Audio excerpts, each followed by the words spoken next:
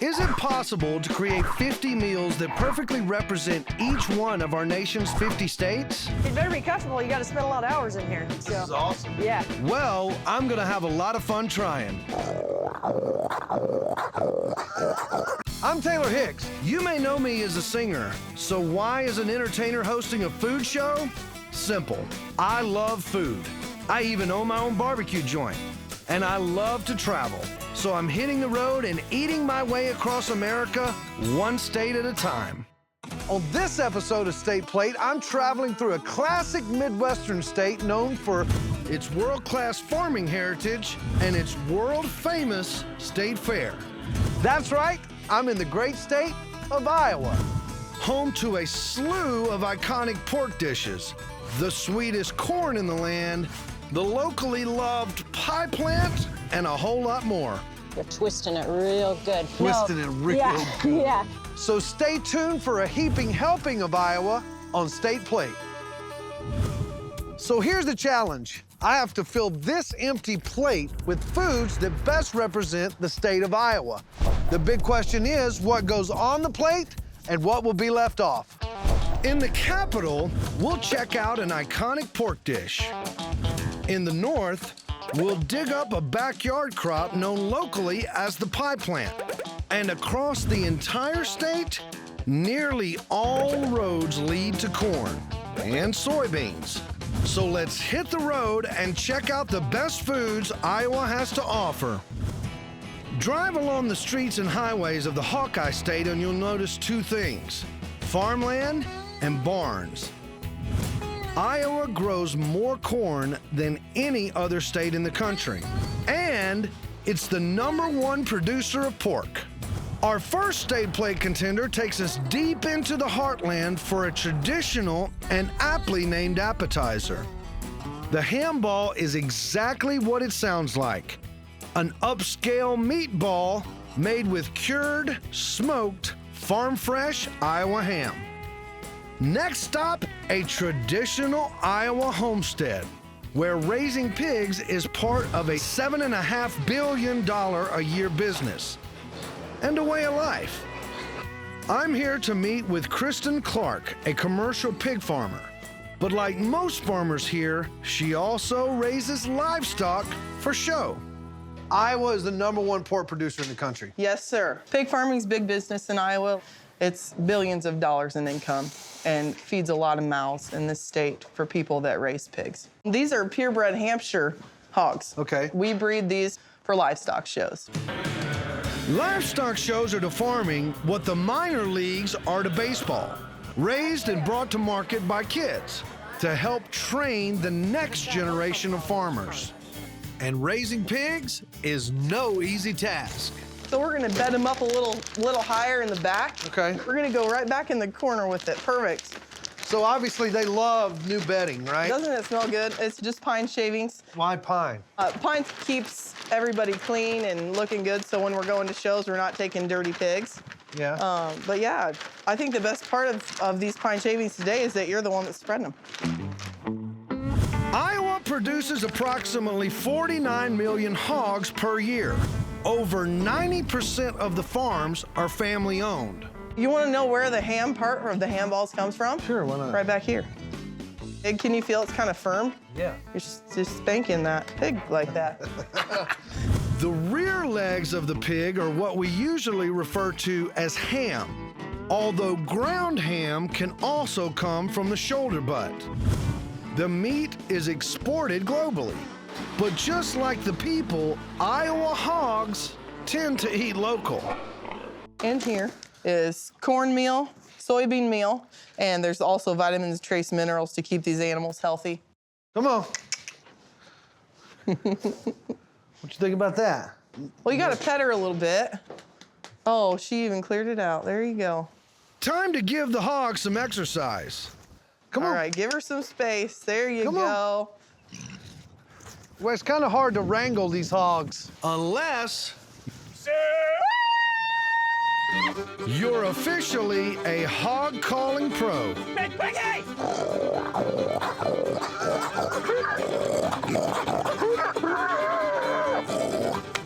You made him stand still.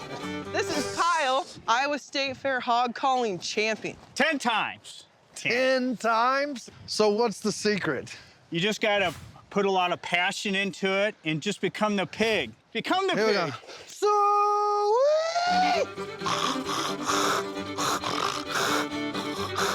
Look, it works. Ham balls are made from cured ground ham loaf mixed with eggs and crackers. Rolled into balls, baked, then slathered with a savory sweet sauce made from ketchup, brown sugar, and seasonings for another turn in the oven to glaze. Oh, I can see them now. These look absolutely amazing. I think what I'm gonna do is just... Are you gonna pop the whole thing? They're really sweet. Yeah. And you can tell that they're made with a better ham than regular ham. We're in Iowa. You can tell it's cured because it has a really sugary, there's a little bit of salty taste too. They really taste savory and sweet. Sweet always plays well with salt, right? Right. It's like the perfect little package of that. Yeah, those are some good ham balls. We found our appetizer. Savory and sweet, farm fresh Iowa ham balls. The perfect start to our Iowa State plate. Coming up, a big Iowa staple that comes wrapped in a tiny package. Our next state plate contender is another nod to Iowa's multi-billion-dollar pork industry. The tenderloin is widely considered the best cut of pork, and in most parts of the country, it's typically broiled or grilled, but not in Iowa. In these parts, pork tenderloin is nearly always breaded, fried, and served up in a sandwich. Next stop, Nick's Restaurant, where lunch hour is crowded. Pigs take the center stage, and the breaded pork tenderloin wins awards. Nick at Nick's. Yes, sir. Home of the famous breaded pork tenderloin. We sell a few. By a few, he means about 700 per week. It's always fresh. It all comes right here from Iowa, from our great pork producers here in Iowa, probably within 60 miles of where we're at. This iconic dish always starts with a mouth-watering cut of Iowa pork. That's a good-looking cut of meat. Center cut pork loin. That's the beauty right there. That's Iowa's favorite. The loin of the pig sits either side of the spine, and the tenderloin is taken from the rear of the pork loin in an area that gets the least exercise, which is what makes it tender. How many pounds of pork is right here? That's probably 5 or 6 pounds in that loin there. First step, remove the fat. So 5 or 6 pounds of loin can yield about how many fillets? Depends on which ones we're doing. Probably get about 15 kings out of there, maybe 20, 25 queens. Kings and queens. Kings and queens. Queens are a smaller one. It's our more popular version. That king, if you're a big eater, people go after the king. You got that thing looking pretty mean and lean. Yep, we try to keep it as lean as we can. What's the next step here? I'm gonna hand you the knife and I'm gonna have you cut some of these up and weigh them out for us. Okay, how many ounces do you need it? We're gonna do 3 ounces on a queen and 6 on a king.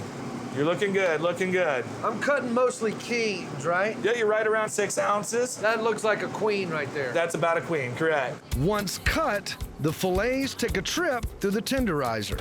We're gonna catch it, then we're gonna go opposite grain. Make that 2 trips. King tenderloin. That's the king. Then it's time to batter up. Okay, you're gonna go ahead and grab a piece of your pork that you just cut, lay it down into the flour. Go ahead and throw a little seasoning on there. Okay, that's plenty. Shake the extra flour off. Go ahead and drop her in. Okay, then we're gonna go into our breading mix. We just give it a little love tap. Then we're gonna go ahead and drop it into our fryer. Just go ahead and lay it in, and there we go. The fillet cooks for 4 minutes. It really spreads out in that fryer. Yeah, it certainly does. All that's left is to drain, rest, and plate her up. There you go. This looks amazing. So this is the king cut. This is our king tenderloin. Well, I don't want to talk about that any longer. I agree. Let's eat. Olay. I'm gonna go on. How'd we do? Man, really, really crispy. It's what we eat in Iowa. Crispy on the outside, tender on the inside. And the meat is really, really tender. Taste that pork. Really, really fresh. Best in the country. Have you ever liked something so much that like you feel like you could like lay down and like go to sleep with it like in your mouth? I liked them so much, I opened a restaurant. You did that. We found our entree. On our main plate, an iconic deep-fried pork tenderloin sandwich, crispy and tender, fresh from the hog farms of Iowa. Coming up, this thing is really comfortable. It's planting season in the famous Iowa cornfields. You better be comfortable. You got to spend a lot of hours in here. Plus, the other Iowa crop that combines with corn for a tasty side dish. Every soy needs its corn. I'm on a mission to build a meal with the best foods in the Hawkeye State. Say Iowa, and likely the first thing that comes to mind is corn. The Hawkeye State produces 2.5 billion bushels per year. So here they are, the famous cornfields of Iowa. And I'm here to get a lesson on corn from local farmer Melissa Eshelman. Wow, what a massive piece of equipment. Yeah, big tractor. It's kind of a little bit bigger than what I used to play with as a kid. Oh, I'm sure. Yeah, a little bit. To be honest with you, it makes me think of just how much corn is produced in Iowa. Yeah, we are the largest. While Iowa is famous for plating up sweet corn, 99% of this massive crop is corn of an entirely different cob. Field corn. Field corn, exactly. Not the corn you eat. Not sweet corn. I know a lot of people think it's all sweet corn, but it's not. It's field corn. Field corn isn't meant for the dinner table, but it fuels the Iowa economy.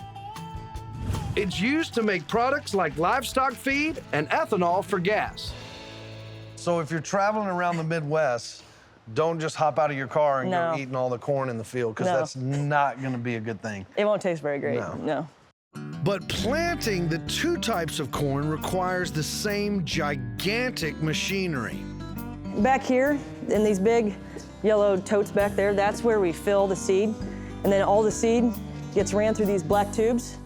And then they come to each individual unit. You see the seeds down in there? Time to fill up.